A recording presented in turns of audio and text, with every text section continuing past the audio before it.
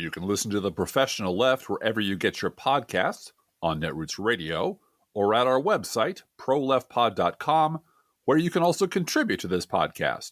There is a PayPal button at our website, or you can mail us a letter and or contribution at P.O. Box 9133, Springfield, Illinois, 62791. This is the podcast for March 26, 2023.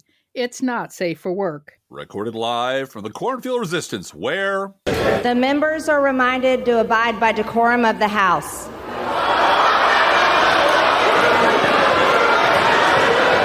It's The Professional Left with Driftglass and Blue Gal.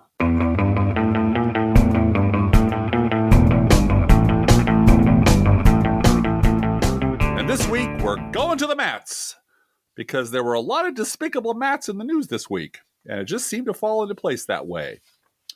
The first Matt this week is Matt Walsh, who refers to himself as a theocratic fascist, is a horrible human being, and has 1.8 million Twitter followers. And here are some quotes from Mr. Matt Walsh. The goal is to make pride toxic for brands. If they decide to shove this garbage in our face, they should know that they'll pay a price. It won't be worth whatever they think they'll gain. First Bud Light and now Target. Our campaign is making progress. Let's keep it going. Here's the next quote. Conservatives are nice people who like to get along with others. Let that sink in for a second. This has been used against them for a long time. That's why they needed those of us who are incorrigible assholes to come along and do what they didn't have the stomach for. They complained about our methods, but now I think they're starting to understand. Last quote. I love that these people are so upset. Let's keep it going. It's shaping up to be a great Pride Month. And here's the thing. He has been plotting this since at least April. Here's his tweet from April 5th of this year. Here's what we should do. Pick a victim, gang up on it, and make an example of it.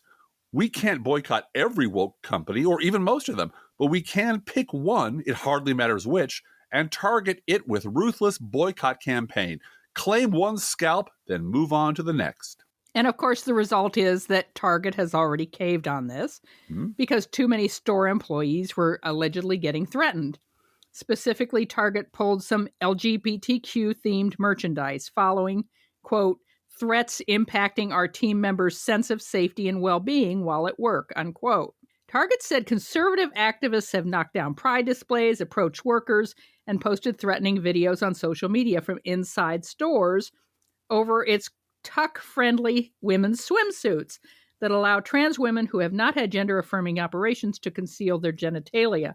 My understanding is that that's what swimsuits are for, is to conceal your genitalia, but, okay. You've never read a single copy of Maxim, have you, honey? So. No, I have not. Oh, okay.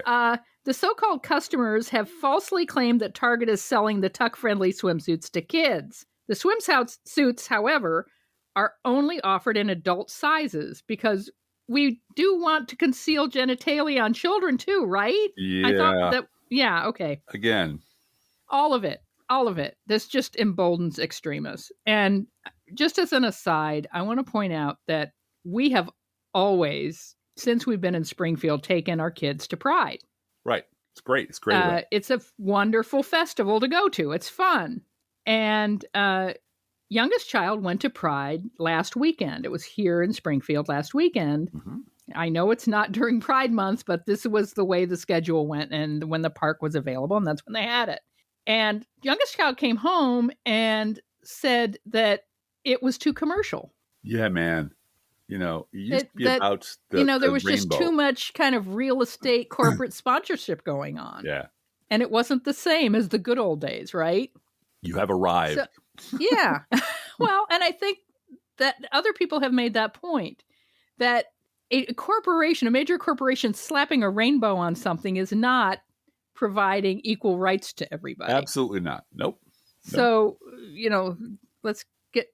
this culture war is happening because it's making someone money and power. Mm-hmm.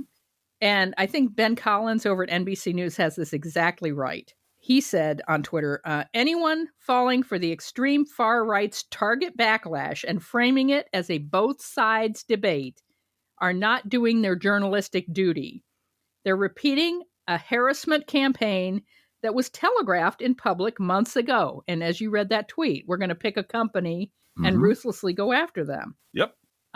It is not your job as reporters to do both sides on this. He also noted if the anti-trans panic playbook sounds familiar, that's because it is. This game plan is from the person who created the CRT panic.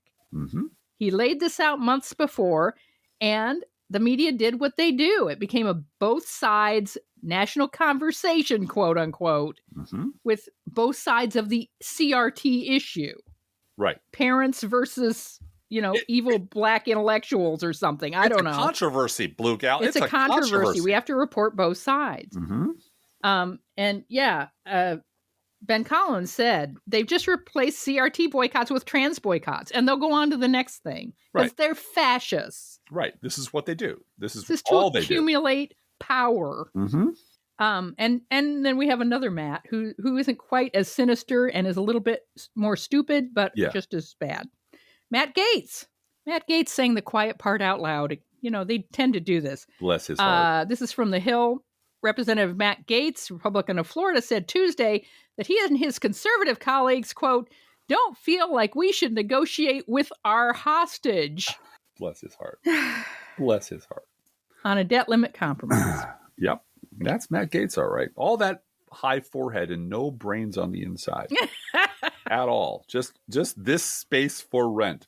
The third Matt this week is a guy named Matt Dornic, who you might not have heard of, but you're about to, because after Washington Post columnist and MSNBC contributor Jennifer Rubin called for the ouster of CNN chief Chris Licht over that network's catastrophic town hall with Donald Trump, one of the network's communications executives hit back in a scathing statement and added an extra week to the story. So, genius move, Matt Dornic. Matt Dornic is the head of strategic communications for CNN Worldwide, and he attacked Rubin in a statement posted on Twitter, blasting the suggestion that Licht might be replaced and her calling CNN a laughingstock shameful. Quote, and with all due respect, and you know what that means, someone paid by MSNBC ought not throw stones about panelists and the hiring of former White House aides. You are entitled to your opinion, but it's reckless and offensive to label the thousands of CNN employees who work tirelessly around the world as a laughingstock because you disagree with the merits of a single event or a few high-profile decisions made by leadership. Our leadership shall not be questioned. That's not championing journalism. It's shameful. Yeah, there we go. And our fourth Matt today is Matt Schlapp. And I want you to listen carefully. I'm quoting extensively from a New York Magazine article. And listen very carefully, because what you won't hear is the most important part of this. No one in this article is complaining about Matt Schlapp's non-consensual crotch grab of another man. It's only about the money, not about the depravity of the organization or the fascism of the organization or them buddying up to strongmen or holding their conferences in the shadow of a tyrant and sucking up to them. No, it's only about money, because this is always about money. Here's the excerpt. The title is, CPAC is rocked by a resignation. A top leader in the organization that puts on CPAC, the highly influential conference of conservative leaders, resigned on Tuesday night, citing financial mysteries surrounding the organization's leader. Bob Beauprez, the longtime treasurer of the American Conservative Union, said that he was not fully informed about money being paid for Chairman Matt Schlapp's legal defense against a lawsuit accusing him of sexual assault. Quote, I cannot deliver a financial report at the upcoming board meeting with any confidence in the accuracy of the numbers, Beauprez wrote in a letter to ACU Board of Directors. Days after the Huffman lawsuit was filed, Beauprez, a former Republican congressman, because of course he is, wrote that ACU's executive committee fronted Schlapp $50,000 so he could immediately retain a lawyer. Schlapp hired Ben Chu, a prominent litigator who recently defended Johnny Depp in his lawsuit against Amber Heard. After some back and forth over who should pay future costs, Beauprez wrote he was blindsided when Schlapp told him that he had raised another $270,000 from donors to ACU and its related foundation, the ACUF. His shot grew when he said ACU's lawyers told him in February at CPAC that the money, quote, was already either dispersed or invoiced. So no paper trail, just money going in, money going out for Matt Schlapp's personal use. Quote, I have to admit that I feel like I'm in the dark. Beauprez told the board, I have received no further information about what additional costs have accrued since then. I assume any monies paid are either coming from Matt personally or from ACUF. But again, I don't know, and it's most unsettling. Yes, this is an accountant talking about a fascist organization. Mm-hmm. This is my favorite quote right here. However great our sympathy, Beauprez continued, we cannot, they sympathize with Matt Schlapp because everyone owes their job to him. We cannot avoid our fiduciary responsibilities. A few of us have sought answers to some of what seem to be obvious and necessary questions. As a result, we have been accused of not having Matt's back and trying to stage a leadership coup. Beauprez also detailed discrepancies in the accounts of both organizations in the aftermath of the ACU's financial director's resignation in March. Oopsie. Instead of using a certified public accountant, Beauprez said that Frank Sadler, a Republican operative with ties to Matt Schlapp, was brought in to handle the books. Oh, that's just such a good idea. To write the checks. Yeah. That's all, right? Just find out what we need to burn and burn it, would you? Yeah. The result was what Beauprez describes as, quote, glaring, irreconcilable, unexplained differences in the work done by Sadler. Glaring, irreconcilable, unexplained differences, for an accountant to say that means it's the end of the world. Mm-hmm. He also said Schlapp refused to give any specific information about the finances of the 2023 CPAC conference held in March. In his view, the ACU is rotten throughout. Quote, and this paragraph is so weird, new hires always come in with the highest regard, but when they leave, whether by choice or get fired, they're disparaged and have suddenly become useless human refuse, Beauprez wrote, adding that employees, quote, have succumbed to professional therapists and prescription drugs. What? I know. No one knows how to write a sentence anymore or speak a sentence. But what I take from that is that CPAC is such a toxic work environment. Yeah. That anybody that leaves gets shit on. Yes, absolutely. And winds up taking antidepressants or seeing therapists. Or both. And exactly. This is the accountant telling everybody this. Accountants don't know how to, well, I know accountants and love them, but this particular accountant doesn't know human language. Last paragraph, quote, a cancer has been metastasizing within the organization for years. He concluded his letter, it must be diagnosed, treated, and cured, or it will destroy ACUF. You simply cannot survive like this. Here's this guy, he's been in this organization forever, and he is suddenly shocked that it's screwed up, that it's run as a piggy bank for a pervert, weirdo, sociopath like Matt Schlapp, who's been a horrible human being his entire life, and that we must stand up to this. We must at last diagnose and treat. And I know exactly. Come to me. Pay me $1. I will diagnose your organization for you tomorrow. Treat it. I was going to say they could probably hire George Santos to be their accountant. Oh, he'd be a great accountant. But if you really want, great accountant for Matt Schlapp. If you really want to diagnose, treat, and cure, I can diagnose it. The treatment and the cure are burn it to the ground. Yeah. Burn it to the ground and go do good works for the rest of your life to pay for your sins because you're all Matt Schlapp got his start as one of Roger Stone's boys. Stooges. He was, one of the people at the Brooks Brothers riot. Right. In Florida. Right. He's been a scumbag forever. The whole organization I was writing about CPAC at the beginning of my blog 18 years ago.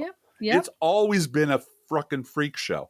And the one thing they have done right over the years, or intelligently, is they planted themselves like 6 miles from downtown DC. Right. So where all political reporters could easily get there and show up. And a place with a big free parking lot and free drinks. Yep.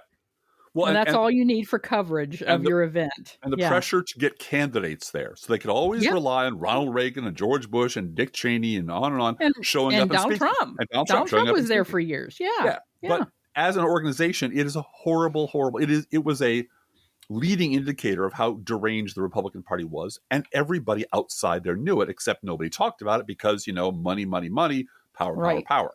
Anyway, that leads us to big Ron DeSantis, doesn't it?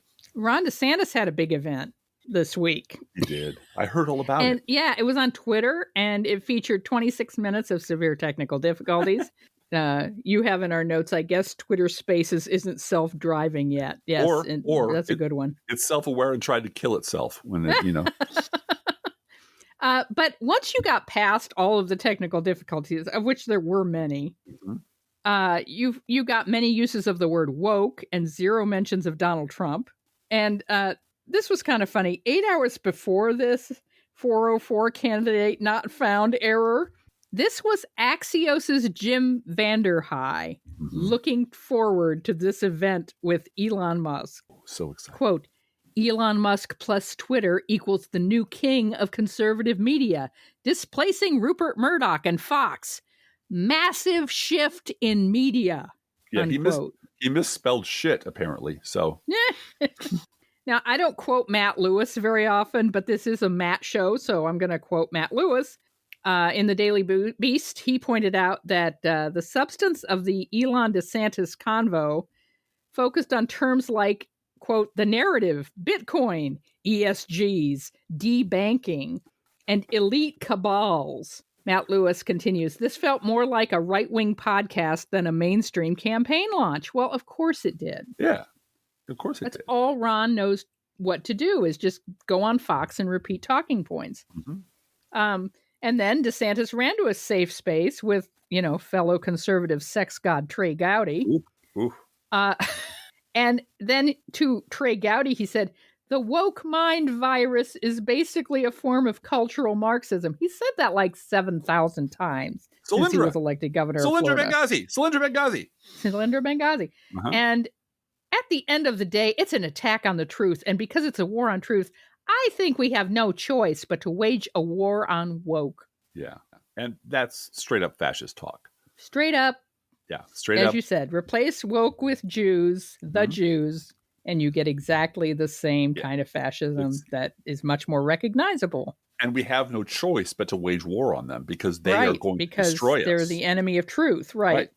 Our truth. So now we're going to circle back to CPAC, but we're going to circle back to CPAC by way of CNN, Jack Walsh, and David Zaslav, the chief executive officer of Warner Brothers Discovery, and this executive fear of losing face.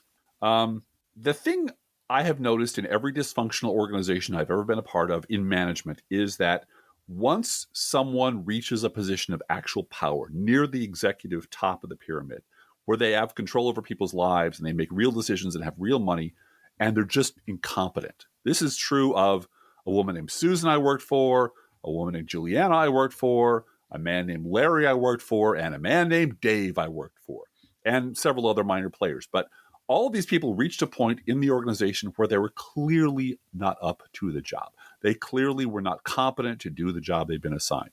But the people who put them in those positions could not admit that. Because once you reach the top of the pyramid, near the top of the pyramid, all you are is your reputation. And your reputation better be the biggest swinging dick on the block. You have to, you're 100% swagger. You never make a mistake. You're fucking infallible. All your decisions are genius, et cetera, et cetera, et cetera. And the more insecure and dumb you are and bad you are at your job, the more you surround yourself with stooges who will say, no, boss, you're a genius, boss. Yeah, whatever you say, boss, that's great, boss. And that's what has happened at CNN. And the reason I bring Jack Walsh into this, if you don't know who Jack Walsh is, he's the head of Walsh Studios. And if you've never heard of that, it's because it doesn't exist. It's the fictional movie studio in Godfather. And in The Godfather, he is approached to make room in a movie for a friend of the Godfather, and he explains that he can't do that because that person screwed up his starlet, a woman he was sleeping with.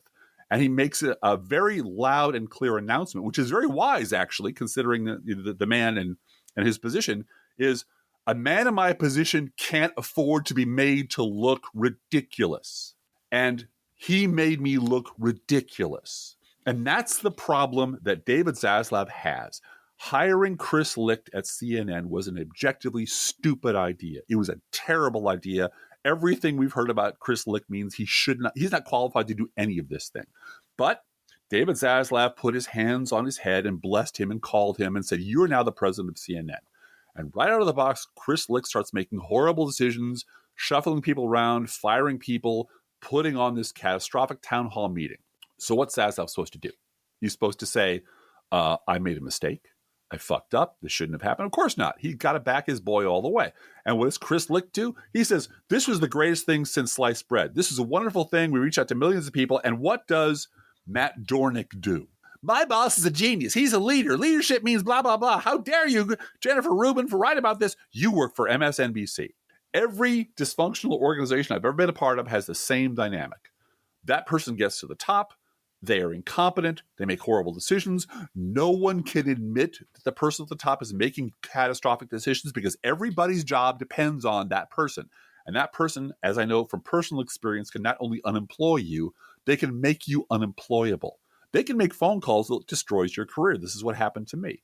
They can threaten your mortgage. They can threaten your 401k. They can screw up your life if you tell the truth. If you simply look at the obvious fact this person cannot do this job. And so everybody within the pyramid shuts up, except for a few of us down at the bottom who gossip among ourselves. The problem is that everyone on the outside world can see what's going on. It's not a secret. You can see what a catastrophe this is. And what happens is it goes on and on and on until it collapses. And when it collapses, you get a bunch of tell-alls and, well, I knew all along this was a problem. I knew all along this was bad. But while you're in there, this is what happened to Melissa Harris Perry at MSNBC. She, objected. She was fired. And I swear to God, they took her resume and put it on a pike in the cafeteria as a warning to anyone else who says anything bad about MSNBC management. Keith Olbermann only grew, his outside voice once he left. And then he feels free to tell all the horror stories about what was going on inside the organization while he was there. Rachel Maddow used to rip Bill Kristol up one side and down the other until he became an MSNBC contributor. And then you never heard from her again about Bill Kristol because now he's part of the family. And we don't attack fellow members of the family. This will go on as long as there's money to be made and until the organization collapses. And the tragedy is that sometimes the organizations are so big and so powerful and so screwed up, like the Republican Party, that the collapse threatens the actual democracy in which we live. And no one can fix it because no one can admit the problem in the Republican Party is that Donald Trump is a lunatic and a fascist, and the Republican voters are scum. And they love it. They love it. They want to wreck the country and sell it off for parts because that's the only way they're going to get their 1950s dream community back. And no one can admit that because money and power. Yeah. And that's why all the Republicans fell in line behind Trump. He had the same control over their thinking and the words coming out of their mouth that Zaslav has over CNN and Licht has over CNN. Right. Yep. Right. And I feel like we don't talk enough about the fact that Donald Trump already has 39 indictments so far. Yeah. Yeah. Well, and every time it's like It's a Wonderful Life. Every time he's indicted, an angel gets its wings and his approval goes up 10% among the meatheads. Yeah. They're already planning the fundraisers for the next time he gets indicted because it's fuck you to the Democrats every time you send $1 to Donald Trump. No, it isn't. You're owning the liberals. And here we are being owned over here. Right. They're onto us, Driftglass. I heard. I don't know if you know this, but they are. You might remember Candace Taylor, the Georgia gubernatorial candidate, who claimed to be, quote, the only candidate bold enough to stand up to the Luciferian cabal, Driftglass. The Luciferian cabal? I thought Luciferian cabal. Oh. It's not Aryan, Luciferian cabal. Now, if it's Rastafarian, that could be kind of fun, No, but no. She's the only candidate bold enough to even say that. Bless her. But she's now, of course, because there's never any unemployed Republican, apparently, that reaches her level. She's been elected GOP district chair in Georgia and would like to know why Big Globe, I'm not making this up. No. Big Globe won't stop shoving round earth propaganda down our throats. I had to read this story twice to make sure it wasn't The Onion. It wasn't The Onion, yeah. No, it's not. This is in an interview with David Weiss, a.k.a. Flat Earth Dave, and Matt Long on her Jesus, Guns, and Babies podcast. And remember the big bus rap she had at her gubernatorial campaign? Jesus, Guns, and Babies was the theme of her campaign. So now she's got a podcast called that. Taylor and her guests discuss biblical evidence Uh-huh. that the earth is actually flat as a pancake. The people that defend the globe don't know anything about the globe, said Weiss. If they knew a tenth of what Matt and I know about the globe, they would be flat earthers. All the globes everywhere, Taylor said later in the discussion. I turn on the TV, there's globes in the background. Everywhere there's globes. You see them all the time. It's constant. My children will be like, Mama, globe, globe, globe, globe. They're everywhere. And it reminded you, Driftglass, of a clip of a movie that you showed me. Yeah, The Jerk. The Jerk. Nathan Johnson. He hates those cans. It's the cans. Stay away from the cans. Oh, there's cans over there too. Run away from the cans. Yeah. She's insane. And she's a Republican. And she's a Republican Party official in fucking Georgia. In Georgia. Yeah. Yep. And so she sums up, that's what they do to brainwash. For me, it's not a conspiracy. If it is real, why are you pushing so hard everywhere I go? Every store you buy a globe, there's globes everywhere. Every movie, every TV show, news media. Why? More and more, I'm like, it doesn't make sense. Everyone knows, Blue Gal, spheres aren't real. Nothing is spherical in the universe. Everything is flat and two-dimensional. There are no spheres. Baseball's no spheres flat. at all. No, basketballs are flat. Everyone knows this. Nope. Yeah. I don't even know what to say about this other than, this is when you create a party that attracts, that can only be sustained by attracting lunatics, you get lunatics. And eventually they find a place in they find speaking parts in the party. And that's where we get this. She's an official in the Republican Party in Georgia. I want to repeat that. She is. Elected. She's an elected official. And I'm sure she's just a wonderful mother and a patriot. Because her daughter, she does say, my children would be like, Mama, globe. The globes are coming for me. The globes are trying to get me, Mother. Hide me from the globes, Mother. Now, on a completely separate subject, but related, I have lost track of all the media reports of how both sides are to blame for the debt limit impasse. I liken it to fishing at a fish farm with dynamite. Just drop a stick in anywhere and you're going to blow a bunch of both sides fish out of the water.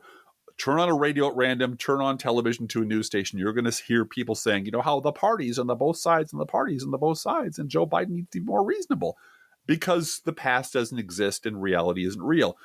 This one really did piss me off because it's Wes Moore, the 44-year-old Democratic governor of Maryland, who was on Morning Joe Thursday morning, blaming the debt ceiling on, quote, Washington, and insisting that, quote, we need to depoliticize the process and that, quote, the parties in Congress are the problem. If you are a democratically elected anybody anywhere, especially a governor with a platform, your job is not to blame both sides. That's the job of all the douchebags who want to destroy the Democratic Party. Your job is to stand up and say, the Republican Party put a gun to the head of the economy. They're trying to destroy this country, and they're trying to blackmail everyone into doing crazy shit. And that's the problem. The problem with this country is Republicans. But Wes Moore doesn't want to play that game. Wes Moore wants there to be no red states or blue states. He wants there to be purple states or whatever, which is why Joe Scarborough invited him as opposed to Norm Ornstein on the show. Absolutely. Because Norm Ornstein has taken the gloves completely off. Norm Ornstein told Kevin McCarthy to, quote, resign in disgrace, unquote. Now, Norm Ornstein has much deeper political knowledge and background and scholarly information about the GOP than Wes Moore, who might in other respects be a fine governor. I don't know. I don't live in Maryland. But they don't want to put a person on the air who's going to point to one party, the crazy party, and say, they're the problem. That's the problem. The Republicans are the problem, because that's not how we do this anymore. Now, I do have a provocative question for our listeners. And you know what? This all might be resolved by the time you hear this or by the time you think up an answer. So this is I don't think it's going to be resolved because the Republicans have gone on vacation. Oh, that's right. They all left. They all went home. So no, it's not going to be resolved until next week, if then. So this is a hypothetical question, but I'm going to deprive you of one thing. No time machines. You don't get to go back 15 years and make everybody behave differently. You're in the situation right now. It's like quantum leap. You've leapt into Joe Biden's body right now. So what if this were you? if the GOP had a gun to the head of the global economy, and you know for a fact that they're definitely going to blow it all up if you don't give in to their demands, and you know for a fact the resulting chaos and destruction would be incalculable. What's more, you know for a fact that if you call their bluff and you say, fuck you, I'm not going to negotiate with terrorists, a third of the country will blame you for it. And another third will blame, both sides, but pretty much blame you since you're the president. So you know going in that you cannot possibly win a post-apocalyptic spin war, and this will probably cost you and your party very dearly in 2024. So what do you do given that reality? All right, I agree with you up until the point where you say going in that you cannot win the spin war. That's the I think question. Dark Brandon's very good at winning the spin war. He is. I agree with that. But it's entirely possible that he could win a spin war if he bails this out and makes it a non-story in 2 weeks. Yeah, but what if all of a sudden we do 14th Amendment or coin the $1 trillion, coin made out of platinum or whatever, and he just fixes it. And yes, the right wing and you, as you've said, that bubble, that Fox News bubble, that Newsmax bubble, we just have to ignore them. You've given me that advice. Like, we cannot reach anyone in that bubble. It's that's the tide. 30% of our country. Right. It's a tragedy, but that's where we're at. Right. And so you have to take that group that says both sides isn't going to be talking about this in 3 weeks. They're going to be on to something else. Or if Republicans really do just hold out and refuse to budge and won't give an inch, the economy is going to collapse. Yeah. And then it's going to be both sides. Well, that's why I say if you invoke the 14th Amendment and make the coin and pay the debts anyway and say we're not doing this ever again because there is now no longer any debt ceiling. No other country in the world has it, and we're not doing it. And you do a big address to the nation. Here's where we're at. We're the only country that does this. Here are the 3 times in the past 5 years when Republicans have ignored the debt ceiling and moved on. Right. And it's an unnecessary pain in the ass for the entire country. It doesn't mean unlimited spending. It has nothing to do with that. It has to do with our ability to pay our bills, and we need to pay our bills. Well, let me make this a little harder then. You invoke the 14th Amendment, the Supreme Court says nope. And you try to, if you make the coin, then I don't think they can say nope to the coin. But we'll have to test that in court. And then by that time, I hate to say it, but at the speed that the court's moving on anything, it's 2024. And so you've either won or lost at that point, and then you're screwed. And now I'm gonna make it a little harder still, which is I'm gonna take away the coin, which they're never gonna make, and the 14th Amendment, which is never gonna pass, and say you're stuck. Well, it's not a pass thing. It's just invoke it as president. It's an executive order. I understand that. I'm making this deliberately hard. I'm taking those off the table. You're trying to tell me as a Democrat that yes, we have to negotiate with Kevin McCarthy. Joe Biden knows that. No, what I'm saying is... And Joe Biden is giving him the least amount that he can give him in order to let Kevin McCarthy save a little bit of face to be able to sign off on it, because Republicans do have the House. That's what happened in 2020. I'm not asking you. I'm asking listeners to contemplate this. Because you and I have already had But I think you're having a straw man argument with our listeners. Our listeners understand this. I'm not trying to ruin your part of the show. I'm just saying we all understand that Joe Biden is up against a wall because Kevin McCarthy is Speaker of the House. Right. And there is no magic wand beyond invoking the 14th Amendment. And actually 231 Democratic House members are behind that. So there is, there is legislative. My party told me to do this is a valid argument. I'm speaking past this podcast to people who don't listen to this podcast, who are very active on Twitter. I'm speaking to people who don't listen to this podcast. That's right. So I'm perfectly safe. In that way, I am Ron DeSantis. I'm going to make static and modem noises now. But I'm referring to the very online liberals who are Democrats are pussies. Democrats are weak and they won't. They will never fight Democrats won't fight. You need to fight. If you don't fight, then I'm going to give up and walk away, because Democrats are losers and they have just jelly spines, and they won't just say to Kevin McCarthy, I'm not going to negotiate, my way or the highway. And like, okay, what happens when the world blows up? Well, that's not my problem. Well, Right. okay. Yeah. What happens when everyone blames Democrats and you lose everything? They're going to anyway. Well, that's the point.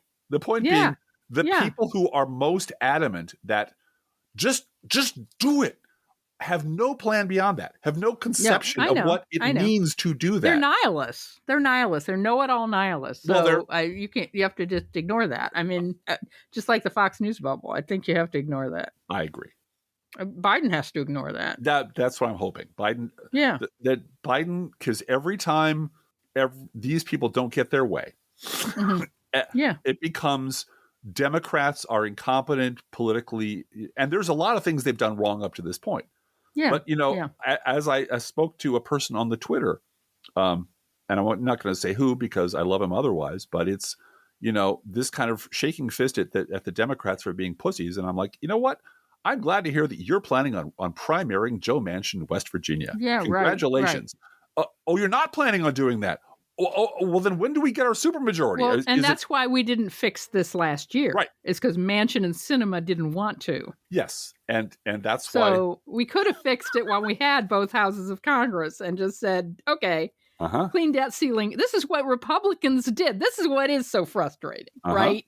Republicans said, no debt ceiling issue at all while Trump's president. We're going to raise it, and no we're matter here, what. and we're in charge. We're done. La. We're not going to. We're not even going to bring it up. Don't bring it up. We're going to run up a $7 trillion tax bill and raise the debt ceiling, and we're just going to say, "Screw you." We're not even going to talk. We're never. It's not an issue. No one would, and it was never a headline. Right. Debt ceiling was never a headline while Trump was president. Nope.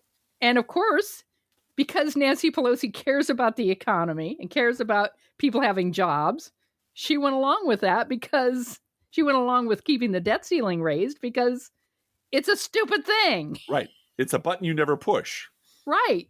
So Republicans are happy to do that, but Joe Manchin wasn't. Right. It's like we've got, this is the last chance. It's September of 2022. We're probably going to lose the House. We might lose the Senate. Let's make it easy for our president, Joe Biden, to not have a debt ceiling issue for the next 2 years. Mm-hmm. No, I don't want to do that. Yeah.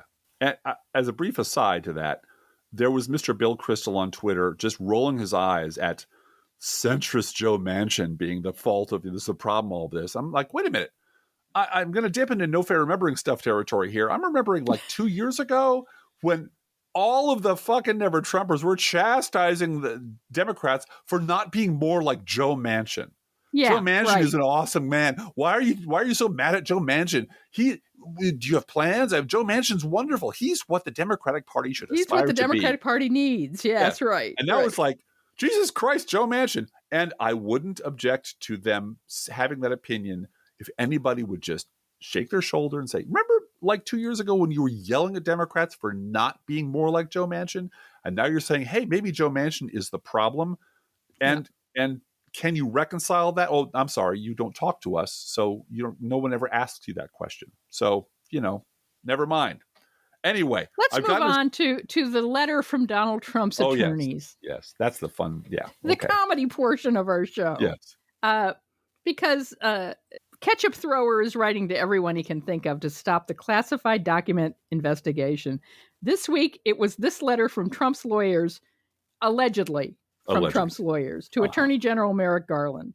We represent Donald J. Trump, the 45th president of the United States. We represent the Lollipop Guild. Yeah. Okay. Great. In the investigation currently being conducted by the Special Counsel's Office, boo hiss. Unlike President Biden, his son Hunter, and the Biden family, President Trump is being treated unfairly. No president of the United States has ever in the history of our country been baselessly investigated in such an outrageous and unlawful fashion. We request a meeting at your earliest convenience to discuss the ongoing injustice that is being perpetrated. Pop, pop, pop. To discuss the ongoing injustice that is being perpetrated by your special counsel and his prosecutors. Thank you for your attention to this matter. And we imagine that Merrick Garland's office treated the letter with the full April Ludgate respect it deserved. Oh, excuse me. I had a meeting with Ron Swanson yesterday, but had a little car trouble. Sorry, he's busy right now. Oh, well, can I reschedule? Sure. How about June 50th? Sorry? Do you think you could come back today at 2:65? He's available then. What is going on? Looks like the only other day he has open is March 10th. Does that work, sir? And do you remember that just a month ago, Trump and his people wrote a 10-page letter to the House Permanent Select Committee on Intelligence, begging them to take over and usurp the Justice Department to prevent them from proceeding with their investigation. Why? Because it's very unfair, Driftglass. It's very unfair. It feels very unfair.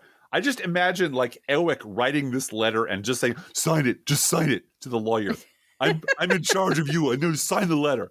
And a lawyer just looking at him like, I got to charge more for this. I got to charge a whole lot more for this. You know what? Hey, Driftglass, let's do a news roundup. Yeah, clear the palate. Let's do a news roundup.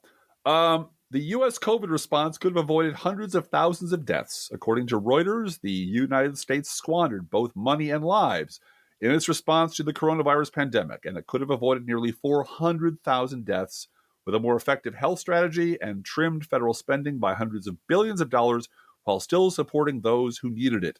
This is Thanks, Trump. Mike Pence. This is Pence. This is Trump. This is Jared. This is making governors fight over stuff. This is handing out special favors to your friends. This is lying about the numbers. The whole thing, all of it.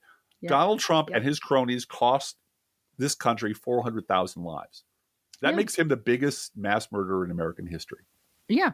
Well, and we know from Governor Newsom of California that he said nothing against Trump during the pandemic when he was trying to get PPE because you didn't get it. Because you didn't get it. If you were on the enemies list. Right. And it was literally Trump at his worst using life and death decisions to leverage people into saying nice things about him. And, you know, if we're, God willing, we're still doing this in 10 years. In 10 years, I think we could do a No Fair Remembering stuff on the COVID pandemic. God forbid there should not be another one between now and then. But it's too soon. I mean, it's just mentally too soon to, you know, the graves are still being dug. It's just horrible. From the Daily Beast, Laura Ingraham has no clue why Vets Group made up a story that Fox ran wild with, including on her show. You know what? You had me at Laura Ingraham has no clue. Yeah. Just days before issuing a mild on-air correction, Laura Ingraham was touting the debunked story of homeless veterans being displaced by fraudulent asylees to rail against immigration, offering up a little update. We got a little update to this story on Friday night when no one's watching. Fox News host Laura Ingraham admitted that the story of homeless vets being displaced by migrants was a hoax, adding that she had no clue why a group would make up a story. Her network stoked days of outrage about this story. A week after the New York Post, also owned by Rupert Murdoch. This is the thing that, So, you know, it's a separate source, just like the Wall Street Journal is a separate source. Totally separate source. A week after the New York Post reported the sensational tale of 20 struggling homeless veterans getting booted from upstate New York hotels to make room for asylum-seeking migrants, the story fell apart. In reality, Sharon Tony Finch, the CEO of a veterans advocacy organization, had concocted the tall tale and apparently even recruited men from a homeless shelter to pose as the displaced vets for the media. Well, she's CEO of a veterans advocacy organization. She's obviously fundraising off of hatred for immigrants. Isn't this what they used to call on the right stolen valor? Stolen valor. Yeah. Well, I guess that doesn't matter anymore. Hey, guess what? A Nazi tried to kill President Biden. A truck driver was detained by the Secret Service overnight after crashing into security barriers near the White House, and a Nazi flag was discovered inside the vehicle. Oh no, how did that get there? The incident occurred around Lafayette Square, where the driver of a rented U-Haul box truck crashed into the security barriers and repeatedly tried to ram through. The driver was arrested at the scene and slapped with charges that include trespassing, destruction of federal property, and threatening to kill, kidnap, or inflict harm on the president, vice president, or a family member. Yeah, that last charge is the big federal charge that's going to put him in prison for a very long time. Yep. Special counsel Jack Smith has struck gold, apparently, after obtaining the contemporaneous notes of a Trump attorney who counseled the ex-president on his possibly unlawful removal, retention, and refusal to return hundreds of classified documents from the White House. Yeah. There's breaking news on this story about every 5 minutes. There is. I can't keep track of all of it. In the aggregate, though, it looks like just the dam has broken. Yeah. And it's all coming out. What happens next, no one knows. This next story is pretty awful and pretty typical, and it's going to get worse. So if you brace yourself for it, it's about abortion and about women being treated like chattel. ABC News reports that 8 Texas women have joined a lawsuit filed by the Center for Reproductive Rights, with all of the women alleging that Texas abortion ban put their lives in jeopardy. Among the plaintiffs in the case is a woman named Kirsten Hogan, who says that she was rushed to the hospital when her water broke prematurely, and who was told that she could not get an abortion legally until she became significantly ill, even though there was little chance of her baby being able to live outside the womb. What's more, Hogan says that she was threatened with arrest if she left the hospital to seek care elsewhere, and she was kept there until she gave birth to her stillborn son in a hospital bathroom. Another plaintiff in the lawsuit is a woman named Samantha Casanio, who says that she was forced to carry a non-viable pregnancy to term and whose daughter only lived for 4 hours after being born. What's more, ABC News adds, quote, she could only afford a gravestone after a story was written about her and members of the public contributed to her fundraising website. And I know you say this story is triggering. It is. It's terrible. But on the other hand, these women are fighting back. They are, and bless them. And not only is this a legal argument, but this is also, I'm going to say it bluntly, this is a propaganda argument, and we need to win the propaganda argument on this. They are choosing women who are women that wanted their pregnancies. Yes. Yep. And who had unpredictable pregnancy complications that happen on a regular basis in pregnancies. Mm-hmm. And it's a tragedy. And it's not anyone's fault. It's simply biology that causes this. Mm-hmm. And every woman of childbearing age and women who remember being of childbearing age can put themselves in that position, regardless of their feelings about abortion as a form of contraception. Right. And these, right-wing Christianist bastards are inserting themselves in these situations and killing women. Yep. Women who already have children and need their mommies. I mean, it is that kind of, we need to have that kind of propaganda pushed to change this. Mm-hmm. Hearts and minds, I'm telling you. Meanwhile, the South Carolina Senate passed a ban on abortion after 6 weeks of pregnancy. This is before most women know they're pregnant. Many, many women do not know at 6 weeks. The legislation heads to Republican Governor Henry McMaster, who has said he'll sign it. A physician who knowingly violates the law would have their license revoked and could face felony charges, fines, and jail time. At least 25 states have restricted abortion access since the Supreme Court overturned Roe v. Wade. These hospitals need to go on strike. These doctors need to leave the state. Right. These are people, surgeons who can afford to move. Surgeons can afford to move. Split. And we're seeing this in Florida already. Yeah. There's a huge brain drain in Florida. Well, and you're not going to be able to have surgery in these states because of this assholery. Plenty of room in Illinois. Lots of housing, lovely homes, very inexpensive. We have an entire medical center, a medical district in Springfield, sprawling, beautiful, state-of-the-art. They'll hire you in a minute. And you won't have to put up with this bullshit because we have a Democratic majority and a liberal governor. A Florida elementary school restricted access to the poem recited at Biden's 2020 presidential inauguration after a single parent complaint. Amanda Gorman, the youngest inaugural poet in U.S. history, said she was gutted that her poem, The Hill We Climb, was moved to the library's middle school section, which is for grades 6 through 8. A review committee at a Miami-Dade K-8 public school, however, determined the poem and 3 other titles, The ABCs of Black History, Cuban Kids and Love to Langston were better suited for middle school students after just one parent complained that the titles included inappropriate topics and were meant to, quote, cause confusion and indoctrinate students. And the follow-up to that story is the Florida parent who got Amanda Gorman's poem banned is a big Proud Boys supporter who also now says she's sorry for promoting the protocols of the Elders of Zion. Oops. You know, that happens all the time. I have a feeling she's being paid by the Mothers for Liberty, too. Yeah. Because here's what the Jewish Telegraphic Service says. Months before, a Miami area mother persuaded a local school to restrict access to an Amanda Gorman poem, she was posting anti-Semitic memes on her Facebook page. Now, Daily Salinas is apologizing for one of those things and unrepentant about the other. I want to apologize to the Jewish community, Salinas told the Jewish Telegraphic Agency on Wednesday, saying she was sorry for a Facebook post she shared in March, offering a summary of the Protocols of the Elders of Zion, a notorious anti-Semitic forgery written more than a century ago in Russia. I'm not what that post says, Salinas said. I love the Jewish community. Salinas said her aversion to communism stems from her Cuban identity. She added that English is not her first language. I see the word communism, and I think it's something about communism, she said.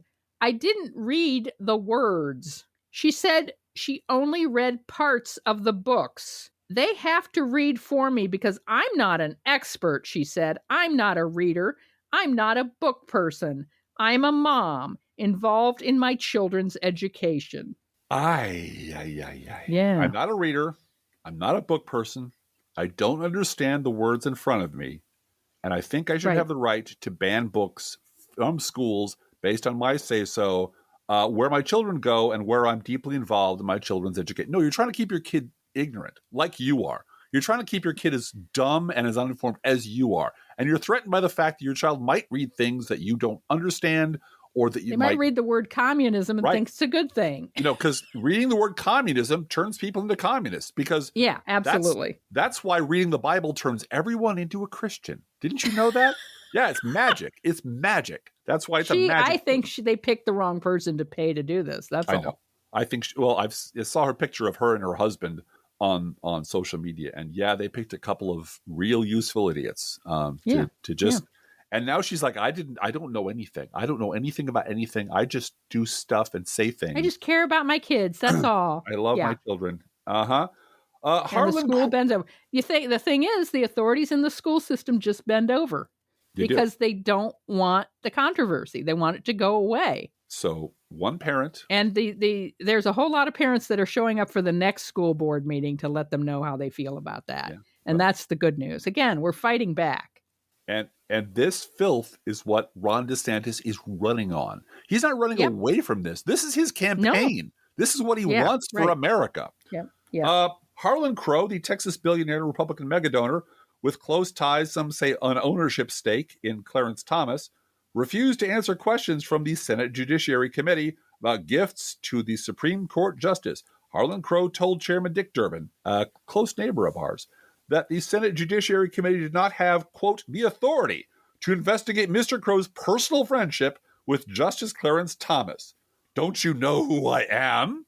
In response, Durbin said Crow, quote, did not provide a credible justification for refusing to cooperate, saying Harlan Crow believes the secrecy of his lavish gifts to Justice Thomas is more important than the reputation of the highest court of law in this land. From Wonkette, the House Ethics Committee, which is now led by Republicans, has dropped its 2-year investigation into Eric Swalwell on account of, and this is Wonkette saying, nothing fucking there. Uh-huh. In a letter to Swalwell dated Monday, the committee said it will take no further action in the probe that began in April 2021 into, quote, allegations raised in the complaint that you have violated House rules, laws, or other standards of conduct in connection with your interactions with Ms. Christine Fang, the suspected Chinese spy. In his statement responding to total exoneration, Swalwell simply said that what he said all along, that when these suspicions about a campaign volunteer were brought to his attention 10 years ago, he did everything he could to help law enforcement, and that nobody, including Republican speakers John Boehner and Paul Ryan, had ever questioned it.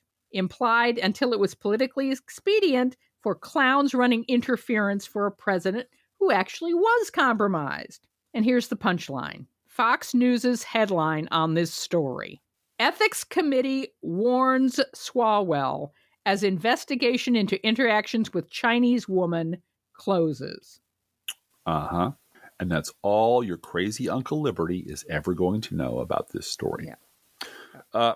E. Jean Carroll is seeking very substantial monetary damages of no less than $10 million from Trump in response to his insults made about her at a CNN town hall meeting. A day after Carroll won her $5 million sexual abuse and defamation case against him, Trump appeared on CNN and, quote, falsely stated that he did not sexually abuse Carroll, that he has no idea who Carroll was, and that Carroll's now proven accusation was a fake and a made-up story created by a, quote, whack job. Yeah. You just had to pay $5 million for defamation, and so you go out and call her a whack job on television. You know, if you're him, you have to be the alpha. You have to be the biggest, meanest, craziest son of a bitch, because that's what your base is paying for. So you say, fuck you. I could burn $10 million tomorrow and $20 million the next day. It doesn't matter to me one goddamn bit. And that's how he keeps these people in line. And this is an investment. This is a campaign investment. Continuing, the amended lawsuit said Trump doubled down on his derogatory remarks about Carroll, quote, undeterred by the jury's verdict, persisted in maliciously defaming Carroll yet again at the CNN event. Quote, it's hard to imagine defamatory conduct that could possibly be more motivated by hatred, ill will, or spite, Carroll's lawyers said. A further scoop about Fox News going all the way to Naperville. This is local news. Local news, Interview baby. people. Local news. To interview people about the Chicago election from Jim Daly, the digital news editor of The Tribe and previously news editor of the Chicago Reader. Fox and Friends staged the Naperville interview criticizing Brandon Johnson. The correspondent Gianno Caldwell presented the segment as a spontaneous interview about Johnson being sworn in as mayor. We just came to this local diner to ask people about Mayor Johnson. Yeah, of Chicago. Except, yes. In Naperville, in a Naperville diner. Yeah, Naperville. It's not Chicago. The two black men in the diner didn't just happen to be at the Naperville diner. And everybody could have told you that. Yes. Both men told the Tribe they were invited to appear on the segment by Caldwell, but that Caldwell told them the interview would be about violence, not Mayor Johnson. Huh? One of the men, Lavendale Big Dale Glass, is an assistant director of violence prevention for Project Hood, a nonprofit whose founder endorsed Johnson's opponent, Paul Vallis. The other man, Andre Smith, was paid more than $10,000 by Vallis's campaign committee and told the Tribe he ran field operations for the Paul Vallis campaign. So, you know, these were Vallis people or people associated with an organization whose head endorsed Vallis. Mm-hmm. And they were brought on Fox at this non-local diner. This out-of-town diner to talk smack about the new mayor. And, none of this could have been known by anyone, Blue Gal. This was all a big mystery. This was, the interviewer, Gianno Caldwell, couldn't have possibly known the background of these men. This is just a put-up job. This is just straight propaganda. Up, right. Straight up we tricked theater. We tricked these two Vallis supporters or people who worked for a guy who endorsed Vallis or was paid by the Vallis campaign to a diner way the hell outside Chicago on a pretense, and then started asking him questions about, what do you think of the new mayor? Isn't he terrible? And that became a Fox News story. And it is so amateur and dumb and laughable. I mean, just putting them with the people that are inside the bubble that turn on Fox and Friends first thing in the morning and leave it on all day. Herman, you were right about that new Even mayor. black men in Naperville know that this new black mayor, Chicago, terrible. Yeah. You can't even walk outside your house. It's just And terrible. the whole shut the fuck up about Chicago T-shirts and buttons are now a big thing. The next day, It was merch everywhere. Shut the fuck up about Chicago. I got to get me one of those, except no t-shirt company makes t-shirts in my size. Very sad. Not long enough for you. It's part of the big t-shirt conspiracy. I have a lot of theories about that. T-shirts everywhere. T-shirts. They say, Mama, the t-shirts, they are everywhere. What's with all the t-shirts? And I say, I'm not your mother. I'm a podcaster, but I take your point because there is a t-shirt conspiracy and I have a lot of theories about it. And you should listen to me because I'm crazy. And unless Driftglass is going to wear a crop top, none of the t-shirts out there are long enough for him. So, yeah, it's true. Each week we post to our Facebook page and website an Internet Kitty sent in by you, the listeners. This week's Internet Kitty is Bart and his canine sister, Rowan. Bart and Rowan may be a cat and a dog, but they have remarkably similar coloring. And in this picture, Bart is wondering why Rowan gets the cushion and the sunny sunspot at the same time. That should only be for cats. Mm-hmm. Obviously. And of course, Bart and Rowan eat freshly poured pet food, our fake sponsor. Whether you serve Pet Store Perfection or Dollar Store Drek, your pets will sit on the kitchen floor and demand that the food they eat is only freshly poured. Freshly poured, freshly poured. Oh my Lord, it's freshly poured. And you can visit Bart and Rowan and their sunny sunspot at our Facebook page or website. And you can send your Internet Kitty dog or other pet to us at our email address, proleftpodcast@gmail.com, where you can also write to both of us. Feel free to write us. We love hearing from you. Be aware that if you write to us at any of our addresses, we reserve the right to read your email or U.S. Postal Service. Go, Postal Unions. Letter on the air unless you say otherwise. Don't forget our gourmet coffee guideline. If you can afford to buy an espresso-based beverage for yourself, buy one for us. We hope you're enjoying our show. We wanted to say that. And as you know, we're an independent podcast and rely on the support of our listeners to keep the show going. If you are the kind of person who supports local independent businesses, here we are. 20% of our podcast donations go to our health insurance and deductibles. When we say we can't do this podcast without your help, that's what we mean. So if you appreciate the work we do here at the Professional Left Podcast, we hope you'll consider making a donation. Every little bit helps, and we're grateful for your support. To make a donation, simply visit paypal.me/proleftpodcast or donate in other ways like Patreon by going to our website, proleftpod.com. We've got all the links there for those things. Please share our show on social media, and if you love this podcast, please get someone else to listen to, and thank you so much for doing that. Hey, Drift Class, how are the Internet Kitties doing this week? Well, Blue Gal, the Internet Kitties are extremely disappointed that Putin didn't put them on the Russian travel ban list.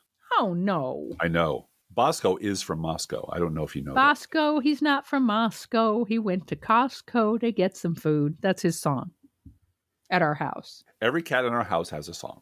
Every cat in our... I should put out an album. You really should. All right, everybody, have a great week. Love you. Love you. Have a great Memorial Day. Bye. Bye. Let's think about living. Think about living. Let's think about loving. Think about loving. Let's think about the hooping and the hopping and the popping and the lovey-dovey. Let's forget about the wine and the crying, the shooting and the dying, and the fellow with a switchblade knife. Let's think about living. Let's think about life. The Professional Left Podcast is recorded under a Creative Commons license. Copyright 2023 DGBG Productions.